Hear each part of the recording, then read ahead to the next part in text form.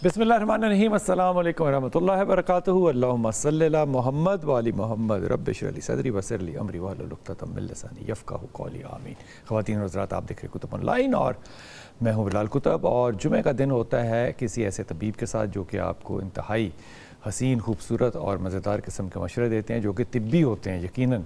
लेकिन इसके साथ साथ अगर आप अपने कोई और सवालात करना चाहें तो वो भी कर सकते हैं। डॉक्टर जो है वो अच्छा हो तो एक बात है, बड़ी अच्छी बात है कि डॉक्टर अच्छा हो, लेकिन अगर वो खूबसूरत हो तो एक और बड़ी मुसीबत है। और अगर वो कहीं से खूबसूरत निकल आए और मज़ा वाला निकल आए तो फिर तो इंसान को वो बहुत ही प्यारा लगने लग जाता है। डॉक्टर आतिफ काज़मी भाई, अस्सलाम वालेकुम। खैरियत से डॉक्टर साहब? डॉक्टर साहब, जहाँ भी ज़िंदगी में जहाँ भी दूर दूर गए, चाहे वो इराक़ हो, ईरान हो, अमेरिका हो, बरतानिया हो, कहीं ना कहीं तालिब इल्म जो हैं वो मिल जाते हैं और आपको सलाम भिजवाते हैं। बहुत सौ का सलाम हम आपको दे नहीं पाते हैं, सबका सलाम कबूल फरमाइए। अल्लाह ताला ने आपको बहुत इज़्ज़त दी है, बहुत इज़्ज़त दी है माशाअल्लाह ताला।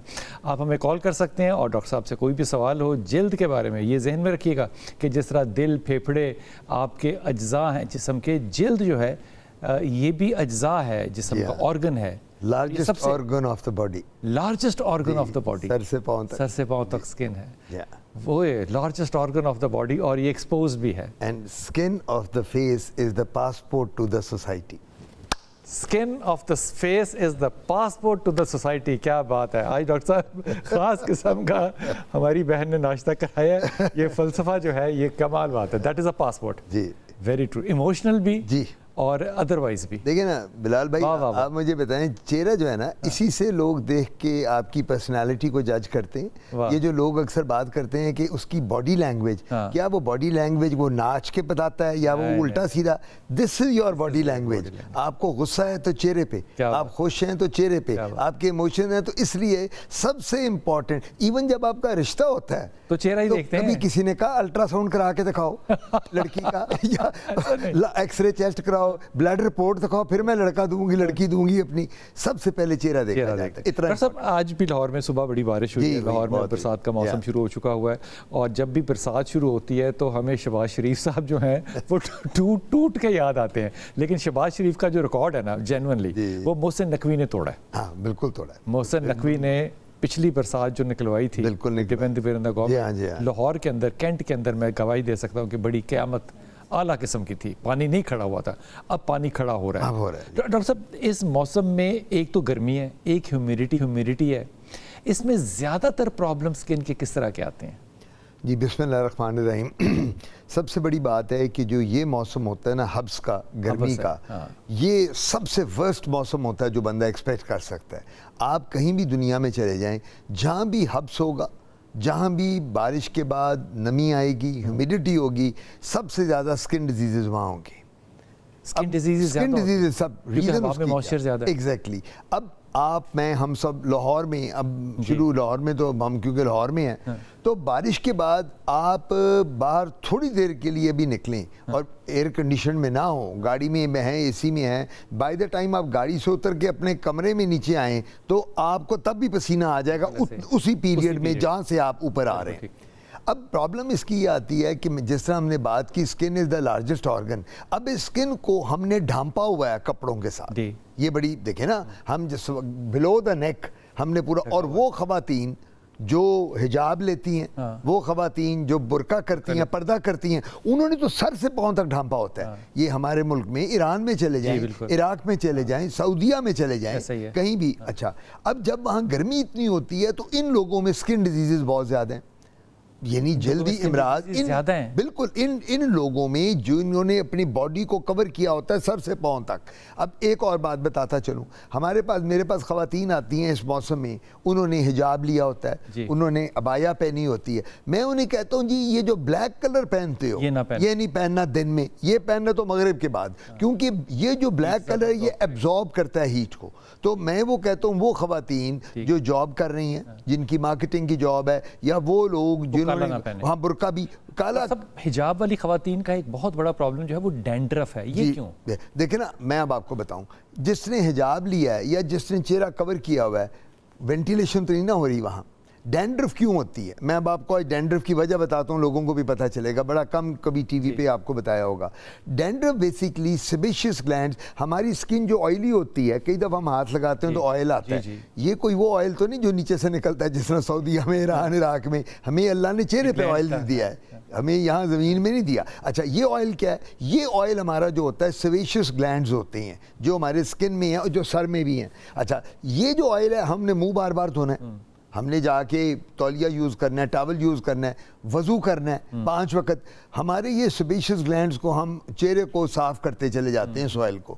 जो सर में ऑयल होता है वो नहीं होता, वो तो एक दफ़ा आपने नहा लिया। अब बाल जो हैं सर में, उसके बाद वो ख़वातीन जो आपने बात की कि इनको जिनको हिजाब लेती हैं उनको, अब वो ऑयल जो होता है वो ड्राई होना शुरू हो जाता है, वो डैंड्रफ बना देता है। अब व्हाट इज डैंड्रफ? ये डैंड्रफ की रीज़न ये है कि वही ऑयल जो हम लोगों के चेहरे पे आता है वो तो धुल जाता है बार बार, ये तो एक दफ़ा ही आपने सुबह अपना शावर लेना है, तो ये वहाँ ले के तो वहाँ उसको जितनी ह्यूमिडिटी होगी, वेंटिलेशन नहीं होगी, वहाँ डैंड्रफ बन जाए। अच्छा डॉक्टर साहब, एक दफ़ा आपने फरमाया था कि ये जब जो कारपेट है मस्जिद का, इसके अंदर ज़ाहिर है वेट एरिया जाता है तो इसमें बैक्टीरिया बहुत ज़्यादा पैदा होता है, और ख़ास तौर पे मैंने अपने महल्ले में भी ये बात की और मैंने अपने बहुत से उस्ताज़ा से भी बात की कि ये जो माथे के ऊपर निशान पड़ जाता है जिसको मेहराब कहते हैं, ये बुनियादी तौर पे सर रगड़ने से नहीं होता, ये उस फंगस की वजह से होता है। ये बात तस्दीक शुदा है? देखिए, अब ये जो कारपेट्स होते हैं जी, बाहर के ममालिक में आप इतना ट्रैवल करते हैं, मैंने किया है, किसी भी मस्जिद में, इमाम बारगाह में कहीं भी चले जाएं, उनके वो सब कारपेटेड हैं, वॉल टू वॉल कारपेटिंग होती है। पाकिस्तान में बहुत कम है कारपेट्स वाली जगहें। अच्छा, होता ही है, कारपेट में खाली बैक्टीरिया नहीं होता, कारपेट में फंगस भी है, कारपेट में वायरस भी है। मैं जोहानिसबर्ग एक शहर है साउथ अफ्रीका का, मुझे जाने का इत्तेफाक हुआ एक मीटिंग पे, तो वहाँ उन्होंने हमें बताया, एक स्टडी उनके डॉक्टर ने की कि जो मुसलमान 5 वक्त नमाज मस्जिद में पढ़ते हैं, उनकी जहाँ कारपेट्स हैं, सबसे ज़्यादा पाँव में फंगल इन्फेक्शन उनको होती है। अच्छा, वो हम नंगे पाँव जा रहे हैं जी, वो जब वज़ू करते हैं। अब इस कारपेट पे ये जो बचा हुआ है, हम अगर 50 बंदे डेली इस कारपेट पे चलें नंगे पाँव वज़ू करके, तो जो जो इन्फेक्शन आपके पाँव की है वो भी आ रही है, मेरे पाँव की भी, हम सब एक दूसरे को देते जा रहे हैं। तो जो राइट चीज़ है दैट इज़ के ड्राई करके चलें जी, एग्जैक्टली। मैं हमेशा क्या कहता हूँ अपने लोगों को जो नमाज गुजार परहेज़गार, मैं कहता हूँ बेटा नमाज पढ़ते हैं हमें ये चाहिए छोटा सा टॉवल या टिश्यू पेपर जेब में रखें, आपने वज़ू किया, वज़ू करके 1 सेकंड लगता है ना ड्राई करते हुए, आपने ड्राई किया, नमाज पढ़। और सर मैंने ये मसाला आबादी दी थी क्योंकि मैं आतिफ काज़मी नहीं हूँ, तो लोगों ने मेरी मानी कोई नहीं। उन्होंने कहा जी आपको इस बात का अंदाज़ा नहीं है कि एक पानी के तुपके में कितना अजर और सवाब है। तो वो ये फंगस वाली बात को ये मानते नहीं हैं लोग। सर देखिए ना, अब मैं तो साइंटिफिक बात कर रहा हूँ, मैं तो रिलीजियसली मैं ये बात नहीं करूँगा, नहीं तो वो एक डिबेट में हम चले जाएंगे उनके साथ। बिल्कुल, एब्सोल्युटली। शाहिदा है हमारे साथ। अस्सलाम वालेकुम शाहिदा। वालेकुम सलाम सर, क्या हाल है? अल्लाह का शुक्र मेरे पुत्र, हुक्म फरमाइए शाहिदा। वो सर ये मसला है कि मेरा मैदा ना बहुत जलन है, मतलब मैंने बचपन से ना मेडिसिन बहुत खाई थी ना, तो इस वजह से मैदा बहुत गर्माश हो गई है। तो अब मैं कहीं भी जाती हूँ मुझे पसीना आता है और चेहरे पे पसीना आता है, तो इसके लिए कोई हल नहीं हो सकता? अच्छा, पसीना चेहरे पे आता है या बाकी जिस्म के हिस्सों में भी आता है? जिस्म पे आता है पसीना, और चेहरे पे ज्यादा आता है, कहीं शादी में जाना हो तो मेकअप करती हूँ तो उस वजह से ज्यादा पसीना आता है। मतलब मेरा मैदा है ना, उसमें इतनी गर्माश हो गई है, और मुझे मतलब टांगों पे, हाथों पे छोटी छोटी दाने नहीं होती जो गर्मी में आम मौसम में होता है, वो निकले। तो इसके लिए कुछ हल नहीं बता सकते? अच्छा, मुझे बिल्कुल बता सकते हैं डॉक्टर साहब। ये भी बताओ कि पसीने की हमक होती है, स्मेल होती है? नहीं, स्मेल नहीं होती, बगैर स्मेल के पसीना होता है आपका माशाल्लाह। हाँ, ऐसे ही होता है। तो अल्लाह ताला ने इतना बड़ा मुइज़ा कर दिया, एक और हजरत मरियम पैदा कर दी। नहीं, ऐसा नहीं कहते पसीने की हमक होती है, इसमें तुम सिर्फ ये कह सकती हो कि कम होती है या ज्यादा होती है। बगैर हमक के कौन सा पसीना होता है? मतलब ऐसा हो सकता है जैसे नमक नहीं होता, नमक इस तरह का मुझे थोड़ा सा पसने लगता है। ओके, सुनना डॉक्टर साहब की बात। डॉक्टर साहब सुन तो लिया आपने मसला। जी, बात सबसे बड़ी ये है कि जिस तरह इन्होंने पसीने की बात की है, हमारे मुल्क में तो ज्यादा नदामत का पसीना होता है। अल्लाह करे, दुआ है। वो जो पसीना आता है तो हम मजाक करते हैं, ये तो माथे का जो पसीना है हम कहते हैं ये नदामत का पसीना। अच्छा, अब ये पसीने का चक्कर ये है बिलाल भाई कि हमें अल्लाह ताला ने स्वेट ग्लैंड्स दी हैं, सबको रोकना चाहिए। जी नहीं, पसीने को देखें, पसीने में सॉल्ट भी, जिस तरह बेबी कहनी थी ना, नमक का, जब हमें डिहाइड्रेशन होती है गर्मियों में, तो वो डिहाइड्रेशन क्यों होती है? हमारा वाटर एंड सॉल्ट डिप्लीशन हो रहा होता है, पसीने के साथ बाहर निकल रहा है, हम पानी उतना नहीं पीते, लेकिन हम सॉल्ट नहीं ले रहे होते, हम सॉल्ट नहीं, एग्जैक्टली। अब नींबू पानी में लोग कहते हैं कि उसमें नमक डाल लो, वो बेहतर है, वो बेहतर है। क्यों हम कहते हैं नींबू पानी में नमक इसलिए कहते हैं कि जो सॉल्ट हम लूज कर रहे हैं अपने पसीने में, हमारा इलेक्ट्रोलाइट बैलेंस वो बरकरार रखेगा।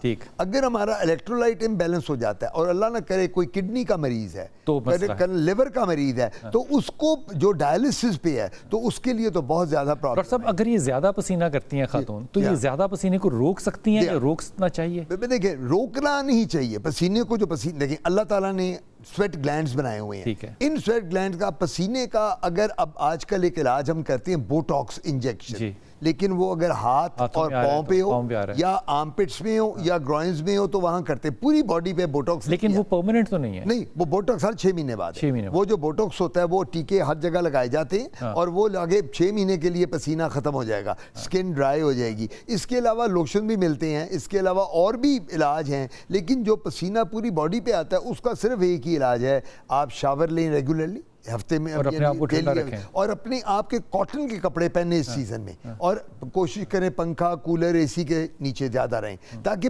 यानी पसीना खत्म करने वाली कोई ऐसी दवाई नहीं है कि गोली दें कि चलिए पसीना खत्म हो जाए। अच्छा, मैं अनम से बात कर लूं, फिर दोबारा आपसे एक बात पूछूंगा कि कुछ लोगों के पसीनों में ज्यादा हमक क्यों होती है और कुछ में कम हमक होती है, लेकिन अनम से बात कर लें। अनम, सलाम अलैकुम बेटा। जी वालेकुम सलाम। जी मेरा पुत्र। सर मुझे एक मसला है। जी बताइए। अनम, आपको आवाज आ रही है? जी आवाज आ रही है, मेरी आवाज आ रही है आपको? बेटा किसी खुली जगह पे आओ, बिस्तर में से बाहर निकलो।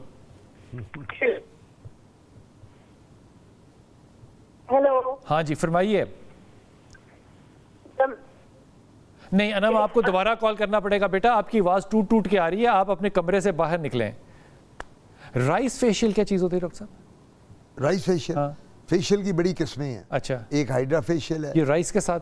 जी, ये एक मटेरियल होता है कि जिसमें राइस ज्यादा शामिल की जाती है। ये कॉन्सेप्ट ये है कि राइस फेशियल के साथ चेहरे पे ग्लो ज्यादा आती है। अच्छा। लेकिन हम उसके अलावा हर्बल फेशियल भी करते हैं, हाइड्रा फेशियल भी करते हैं, मुल्तानी मिट्टी से भी, मुल्तानी मिट्टी। सो कुछ ये देसी टोटके हैं जिसमें चावलों का इस्तेमाल, ये अब अंग्रेजी का ये दौर आ गया ना, तो मॉडर्न लोगों ने कहा जी राइस फेशियल कराने चली हूँ, तो किसी को कहो जा यार चावला नाल करा ले, ना जी मैं तो नहीं ये करते गंदा काम चावलों के साथ मुंह पे मैं लगवाऊं।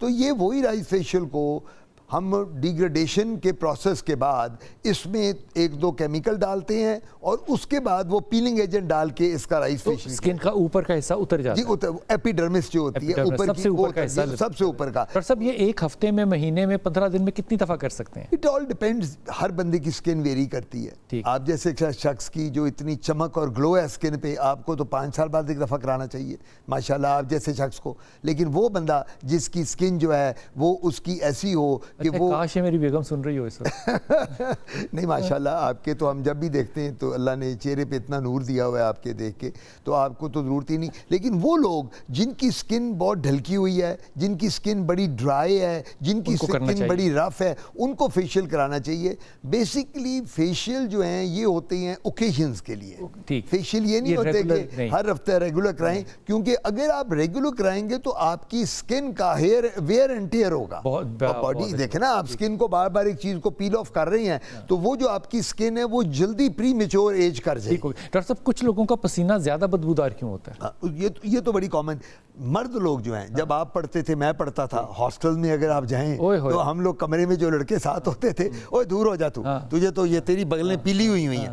कुछ लोग कहते थे जाके जा नहाया कर, 2 दफा नहा तू यार, तू मेरे साथ ना इधर बिस्तर पे लेटा कर, दूसरा दूर कर ले। रीजन क्या है? वो जो बगल हमारी मर्दों में स्पेशली मैं बात कर रहा हूँ जो येलो हो जाती है, वो कहते हैं जी इसका पसीना पीले रंग का है। हाँ। जो हमने वेस्ट पहनी होती है बनियान, वो पीली हो जाती है, वो बैक्टीरियल डिग्रेडेशन की वजह से होती है। जो जरासीम होते हैं, जो बैक्टीरिया होते हैं सेकेंडरी, वो जाकर हमारे पसीने के स्वेट ग्लैंड्स में, जब पसीना इतना आता है, अगर हम नहाते ज़्यादा नहीं है, कपड़े चेंज नहीं करते, सब बाल ना काटने की वजह से भी, बिल्कुल, अगर हम अपने प्रॉपर शेव नहीं कर रहे हैं, अगर हम अपने यानी जहाँ जहाँ बाल है उनकी सफाई नहीं कर रहे हैं, जहाँ भी गंदगी, ये बात एक याद रखनी है कि आपका जो ये सवाल है, ये सुनने वालों को जवाब इसका ये है कि जी पसीने में स्मेल क्यों आती है। ज़्यादातर जो पसीने की स्मेल है वो गंदगी की वजह से आती है, जो अपनी हाइजीन अच्छी नहीं रखते। ले जी, साहिवाल से कॉलर है हमारे साथ अबीरा। अस्सलाम वालेकुम बेटा। अस्सलाम वालेकुम। वालेकुम अस्सलाम। अबीहा जी मेरा पुत्र जी, मेरे ना नोज के बिल्कुल पास दाने हैं, बिल्कुल वाइट कलर के छोटे छोटे से हैं। हाँ। तो एक तो उसके बारे में बता दें, और दूसरा मेरे क्या उनके बारे में क्या गूगल मैप चाहिए? नहीं हाँ। मतलब वो बिल्कुल हटते नहीं है। मैं फेस वॉश भी करती हूँ लेकिन वो हटते नहीं है, बिल्कुल छोटे छोटे। ये सुर्ख है या इनमें पीप भी है? जी, इनमें ये सुर्ख है या इनमें पीप भी है? नहीं, पीप नहीं है, सुर्ख है जी। अच्छा, ओके। आपका ऑयली फेस है? जी, आपका ऑयली फेस है? नहीं, ऑयली फेस नहीं है, बिल्कुल नॉर्मल है, ना ज्यादा ऑयली और ना ज्यादा ड्राई है। वाह, ये अच्छा। मैं पूछूं क्या? जी जी जी जी। ये बेटा ये आपके वाइट कलर के हैं, छोटे छोटे वाइट कलर के? हाँ जी। हाँ, और ये आपकी एज कितनी है बेटा? मेरी 16 जी। बेटे 16 बताइए, 16 साल। जी। और बेटे ये कब से नोट कर रही हो? ये तकरीबन 2-3 साल हो गया। 2-3 साल। अच्छा, 2-3 साल से हैं, यानी 16 साल उम्र है और 2-3 साल से हैं। ठीक, 14-13 साल से। 13 साल की मैं बता देता हूँ। ये ये जो दाने हैं ये एक्नी नहीं है, एक एक्नी नहीं है, पहले ये खुशखबरी है। जो आपने सवाल पूछा ना, तो मैं तो बड़ा इंप्रेस हुआ कि आप तो वो क्लिनिकल बातें डॉक्टर आतिफ कादमी वाली करनी शुरू कर दी है।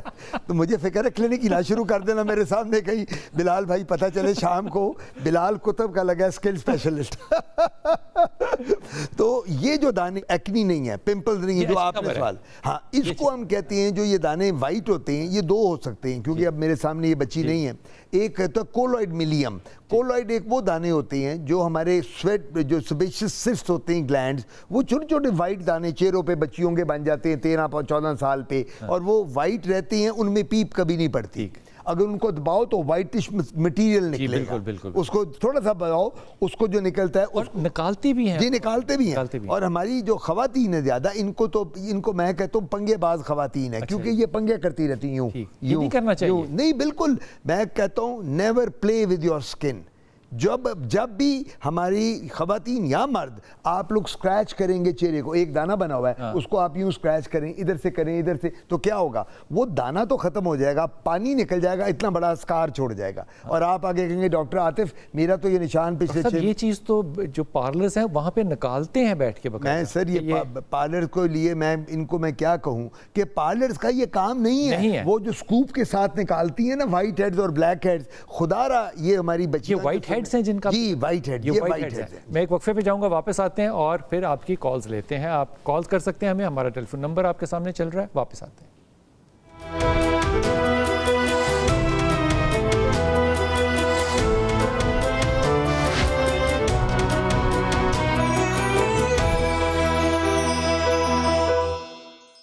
बिस्मिल्लाहिर्रहमानिर्रहीम। हमारे साथ एक कॉलर हैं, वो वेट कर लें, ज़रा आधा मिनट वेट कर लें, क्योंकि ये बड़ी इंपॉर्टेंट बात है जो मैं आप लोगों तक पहुंचाने लगा। डॉक्टर साहब हमने हमेशा से सुना था कि वाइट हेड हो या ब्लैक हेड हो तो इनको दबा के निकाल लेना चाहिए।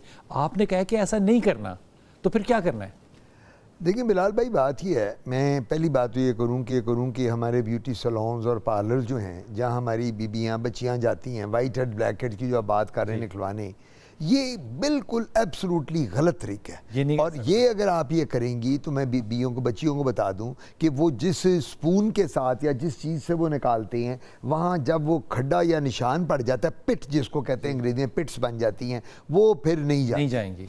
तो अब हमारे पास क्रीम्स अवेलेबल हैं जो हम देते हैं, लोशन हमारे पास डर्मेटोलॉजिस्ट के पास, हमारे पास ये बच्चियाँ तशरीफ़ लाएँ ब्लैक एंड वाइट हेड्स की, वो ऑइंटमेंट्स भी हैं, लोशंस भी हैं, जेल्स भी हैं, और वो ख़त्म हो जाएंगे। दूसरा मैं यहाँ ये कन्वे करूँगा कि जो ब्यूटी सलोन्स और पार्लर्स हैं, इनका काम है अपने ब्यूटी क्लिनिक्स में मैनिक्योर, पेडिक्योर, फेशियल कर लें, मेडिकल ट्रीटमेंट नहीं दे सकते। मेडिकल, अब मुझे आप मेरे पास फ़ोन करें, डॉक्टर साहब मैं एक खातून भेज रहा हूँ, इसका ब्राइडल मेकअप कर दें आप, तो कितनी हंसी वाली बात, और मुझे आप कहें कि जी आप बड़े बड़े डर्मेटोलॉजिस्ट हैं, ब्राइडल मैं आपको फ़ोन करूँगा बिलाल भाई, मैं ब्राइडल, तो आप कहेंगे जी आप तो डर्मेटोलॉजिस्ट स्किन के बड़े बड़े, तो स्किन वाले बंदे का काम नहीं है ब्राइडल, मेरा काम नहीं है आपका मैनिक्योर पेडिक्योर करूं, ये काम है उनका। तो जो काम जिसका है ना उसको वो करना। ये बात बड़ी बड़ी दरखास्त होगी, और ख़ास तौर पे दरखास्त सिर्फ उन लोगों के लिए नहीं है जो इन जगहों पे जाते हैं ब्यूटी पार्लर्स पे। मेरे ख्याल में हुकूमत वक्त जो है वो भी इस बात पे एक नोटिस ले कि जो ब्यूटी पार्लर्स हैं वो मेडिकल ट्रीटमेंट, जो आजकल एक नया फैशन शुरू हो गया कि वहाँ पर दी जा रही हैं,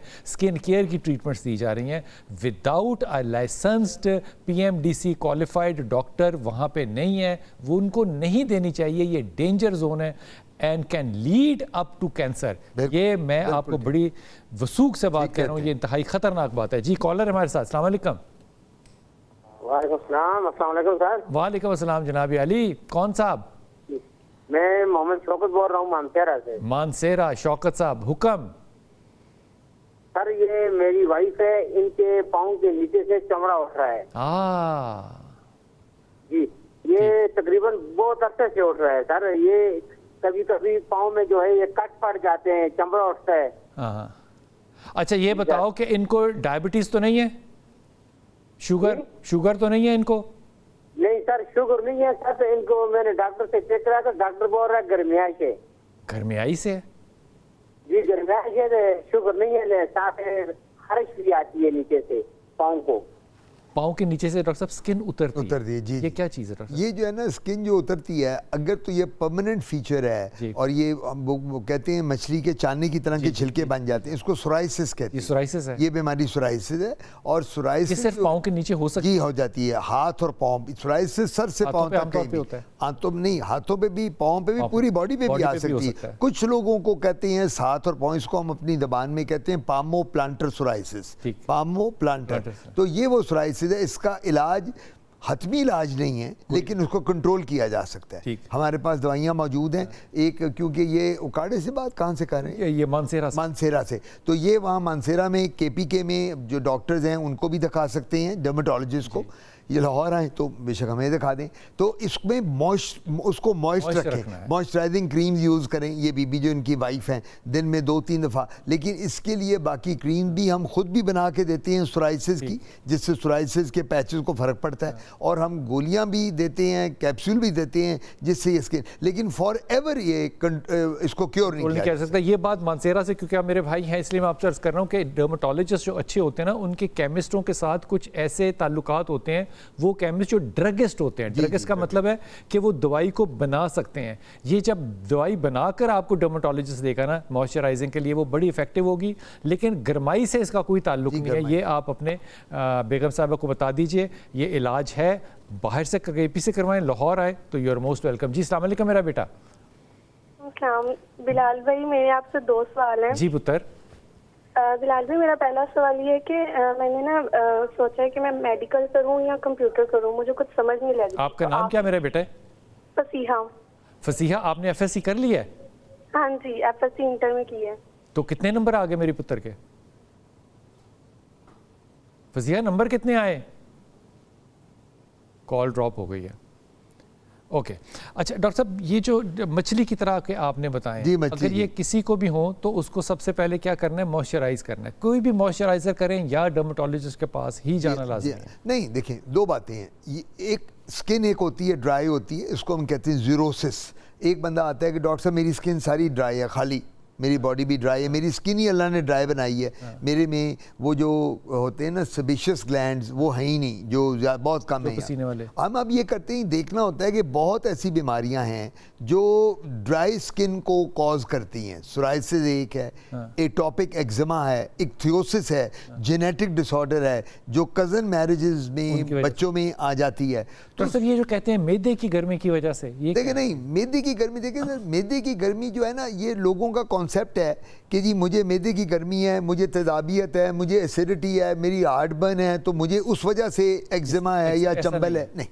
ये मैदे की गर्मी का मतलब ये होता है कि आपको गैस्ट्रिक कॉम्प्लिकेशंस हैं, आपने गैस्ट्रोएंट्रोलॉजिस्ट से रब्ता करना है। लेकिन जो ये स्किन ड्राई होती है सोराइसिस में, या जहाँ मच्छी के चाने की तरह के छिलके बन जाते हैं, उसके लिए हमारे पास दवाइयाँ मौजूद हैं। सोराइसिस जो है ये कम्प्लीटली क्योर नहीं हो सकती, ये बड़ी ज़रूरी बात। इसके टीके आ गए हैं, इसका एक टीका आता है 60,000 रुपए का, एक टीका 60,000 का, और 2 टीके हर हफ्ते लगते हैं, और ये टोटल 20,000 पर वीक, और ये 5 हफ्ते लगातार, उसके बाद हर महीने हमने देना होता है। तो ये कोई 12-15 लाख रुपए का इलाज है सोराइसिस का, जो हम देती हैं टीके। लेकिन ये क्या करता है, ये उसके लिए जिसको सोराइटिक आर्थराइटिस हो, आर्थराइटिस का मतलब है सोराइसिस में हाथ की उंगलियां यूं हो जाती हैं टेढ़ी, पाँव की भी, ये जो होते हैं हमारे knee joint, ankle joint, elbow joint, ये हमारे स्टिफ हो जाते हैं, चलना खड़े होते हुए भी। जी, सोराइसिस में जॉइंट इन्वॉल्वमेंट बहुत जल्दी आ जाती है,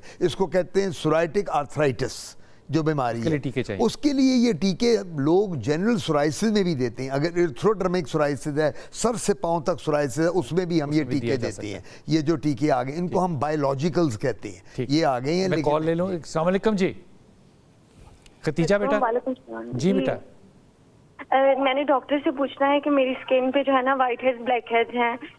अच्छा, तो पहले मेरे ओपन पोर्स थे, तो ओपन पोर्स में ना ऑयल बहुत प्रोड्यूस होता था, फिर आहिस्ता आहिस्ता उनमें व्हाइट हेड्स, ब्लैक हेड्स बनना शुरू हो गए। अच्छा, मैं सैलिसाइलिक एसिड पहले यूज कर रही हूँ, नाइसिनामाइड भी यूज कर रही हूँ, लेकिन उससे कोई खास फर्क नहीं पड़ा। बेटा आपकी एज कितनी है? मेरी एज है 28। और आप मैरिड हो कि सिंगल हो? मैरिड हूँ मैं। मैरिड हो, बच्चे कितने हैं? 2 बच्चे हैं मेरे। और बच्चों की डिलीवरी बेटा नॉर्मल हुई कि सिजेरियन सेक्शन से हुई? सी सेक्शन हुआ मेरा। दोनों के सी सेक्शन थे? जी। अच्छा, आप कितनी शौकीन हो फास्ट फूड की, और ये जो ड्रिंक्स होती हैं सॉफ्ट ड्रिंक्स, कितनी होटलिंग? ज्यादा नहीं पीती, कभी कभी मतलब नॉर्मल। होटलिंग कितनी करती हो बाहर की?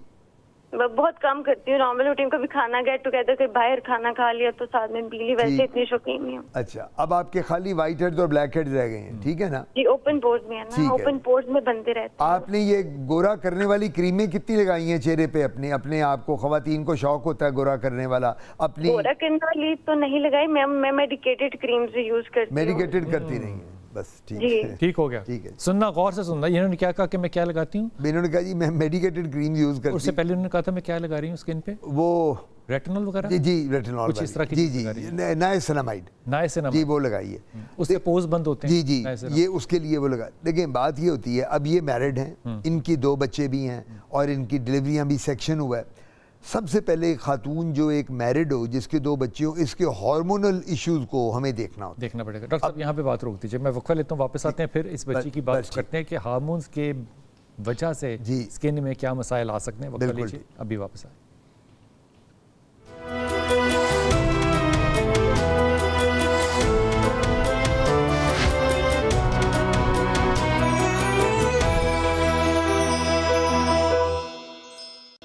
बिस्मिल्लाहिर्रहमानिर्रहीम। हमारे साथ ब्रेक से पहले थी राबिया हमारी बच्ची, जो कि कह रही थी कि मेरे 2 बच्चे हैं, सी सेक्शन हुआ है, about nearly 30 years of age है उनकी, और उनके ब्लैक और वाइट हेड्स जो हैं वो बहुत निकलते हैं, क्या करें? हाँ, मैंने इनको बताया था कि सारी बात हो रही थी। एक तो गायनेकोलॉजिस्ट को भी अपनी दिखाएं, जो हार्मोन्स का प्रॉब्लम हो सकता है। जी, हार्मोन। और खवातीन में मेरे पास जो भी खवातीन आती हैं, जितने भी मैरिड या अनमैरिड, उनकी जब एक्नी निकल रही हो, वाइट हेड, ब्लैक हेड, चेहरे पे जो आने, ये पिंपल जिसे कहते हैं, कील महासे, तो मैं उनसे उनकी मेंस्ट्रुअल हिस्ट्री जरूर पता करता हूँ। माहवारी की कि जी आपके मेंस्ट्रुअल्स रेगुलर हैं, साइकिल आपकी नॉर्मल है, आगे पीछे तो नहीं दिन हो जाते। हाँ, ज़्यादातर बच्चियों को आजकल पॉलीसिस्टिक ओवरीज हो जाती हैं, पीसीओज हम कहते हैं। तो मैं उनको कहता हूँ कि बेटा स्किन को तो मैं डील करूँगा, जो हार्मोनल इशू है वो गायनेकोलॉजिस्ट के पास जाओ। इनको भी मैं बीबी को, राबिया को ये कहूँगा, क्योंकि ये मैरिड, इनके तो 2 बच्चे भी हैं। असूलन इस उम्र में एक्नी नहीं होनी चाहिए। अच्छा, एक्नी तो टीनेजर की बीमारी है। इसको कहते हैं, हम लोग अरबी लैंग्वेज में कहते हैं हुब्बे शुबाब। अच्छा, हुब्बे शुबाब। शबाब, ये शबाब, ये जवानी के कील है। 2 बच्चों के बाद नहीं 2 बच्चों के बाद हुब्बे शुबाब नहीं ना रहता।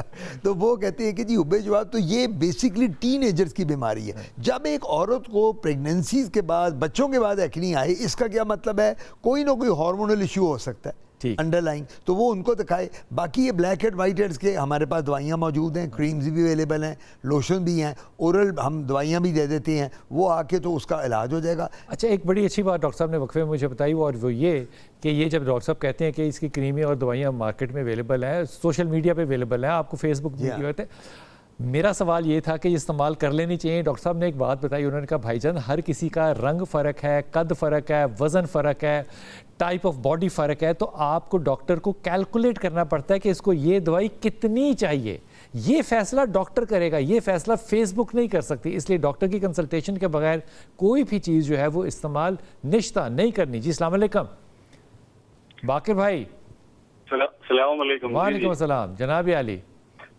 सर बिलाल साहब माशाल्लाह क्या ही उम्दा प्रोग्राम आप कर रहे हैं, माशाल्लाह सलामत रहिए। जी मैं सैर व सियाहत की सरजमीन, अमन आश्की की सरजमीन स्कर्दू बल्तिस्तान से अर्ज कर रहा हूँ। बाकरी जी मेरा नाम।